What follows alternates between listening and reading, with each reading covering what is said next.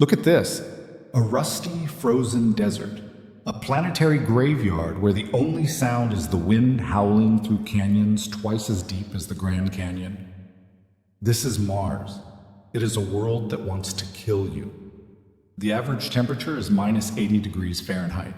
The air is thin, toxic carbon dioxide, and without a magnetic field, the surface is constantly bombarded by solar radiation. If you stepped outside without a suit, your blood would literally boil within seconds while you simultaneously froze to death.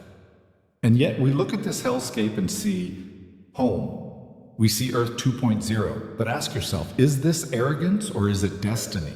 The idea of terraforming Mars, engineering the entire planet to support human life, sounds like pure science fiction. It sounds like madness. But here's the truth. It is not magic, it is a physics problem. And we already have the blueprint. From detonating thermonuclear devices at the poles and importing asteroids to building giant factories that pump out super gases, this is the insane yet scientifically possible plan to wake up the red planet. Step 1 is simple in theory, but titanically difficult in practice. We need to turn up the heat. Right now, Mars is locked in an ice age, but it has a secret weapon trapped in its poles. Vast amounts of carbon dioxide, frozen dry ice.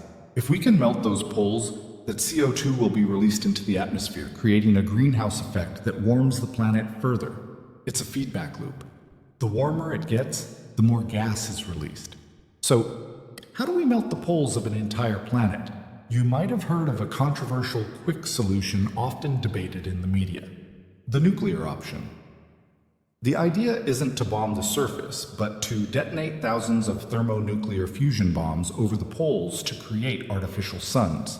The heat flash would vaporize the ice instantly, but let's look at the logistics. We aren't talking about 1 or 2 bombs. We would need a continuous stream of detonations every few minutes for years. And even if we could launch that many warheads without causing a panic on Earth, it creates a slight problem. Radioactive fallout. Would you be comfortable stepping onto a new world, knowing its very atmosphere was born from nuclear fire? A cleaner, more elegant engineering solution involves mirrors. Not bathroom mirrors, but orbital mirrors the size of Texas. Made of ultra-thin, aluminized mylar, these solar sails would sit in orbit, reflecting massive amounts of sunlight directly onto the Martian poles, vaporizing the ice without the radiation. But there is a third option, one that is perhaps the most realistic of all. We build factories. On Earth, we are trying to stop pumping greenhouse gases into the air. On Mars, we would do the exact opposite. We would build automated factories designed to churn out super greenhouse gases, specifically perfluorocarbons. These synthetic gases are terrifyingly effective. A single molecule of PFC can trap thousands of times more heat than a molecule of CO2. If we could cover the Martian surface with these factories, working day and night for a century, we wouldn't need nukes. We would simply choke the planet into warmth. Whether we use nukes, mirrors, or supergases, the goal is to push the temperature up by just enough to trigger a runaway greenhouse effect.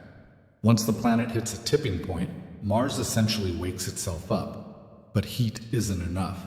You need an atmosphere, and you need to keep it. Mars lost its atmosphere billions of years ago because its core cooled down, and its magnetic field died. Without that magnetic shield, the solar wind stripped the air away like a leaf blower. If we pump a new atmosphere onto Mars today, the sun will just blow it away again. The solution? We build an artificial magnetosphere. Scientists have proposed placing a high-powered magnetic dipole satellite at the L1 Lagrange point, a stable gravity pocket between the sun and Mars. This single device would deflect the solar wind, creating a magnetic tail that covers the entire planet.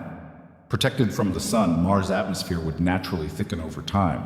The pressure would rise, and for the first time in eons, liquid water could exist on the surface without boiling away into space. Now, you might think once we have warmth and pressure, we can just plant trees and breathe oxygen. Wrong. You cannot breathe pure oxygen. It is toxic at high pressures and highly flammable. Earth's atmosphere is 78% nitrogen. Nitrogen is an inert buffer gas that stops us from exploding and allows plants to grow.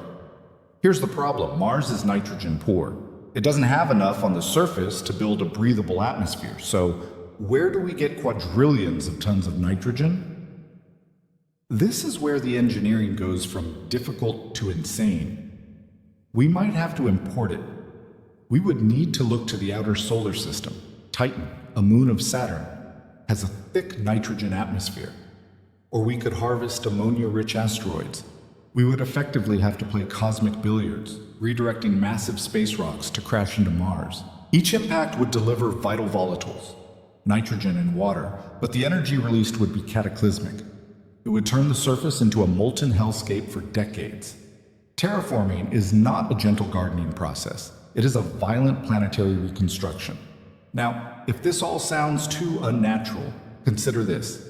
We are not doing anything new. We are simply repeating history. 4 billion years ago, Earth was not the blue marble you see today. It was a toxic, volcanic wasteland with an atmosphere full of methane and no oxygen. It was, in many ways, just as hostile as Mars. Then came the terraformers. Not humans, but microbes. Cyanobacteria. These tiny organisms spent millions of years consuming sunlight and pumping out a waste product called oxygen. They literally engineered the atmosphere of our planet, turning a toxic rock into a garden. On Mars, we will need to be the architects of this same process. We can't just plant oak trees in the red dust. The soil is filled with toxic perchlorates. We will need synthetic biology.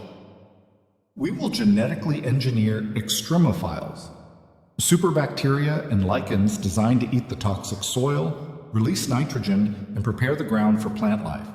We will fast forward evolution, but even if we fix the air, the soil, and the water, there are things we cannot engineer. First, gravity. Mars has only 38% of Earth's gravity. We have no idea if a human baby can gestate properly in that environment. If a child is born on Mars, grows to be 7 feet tall, and has bones so brittle that Earth's gravity would crush them.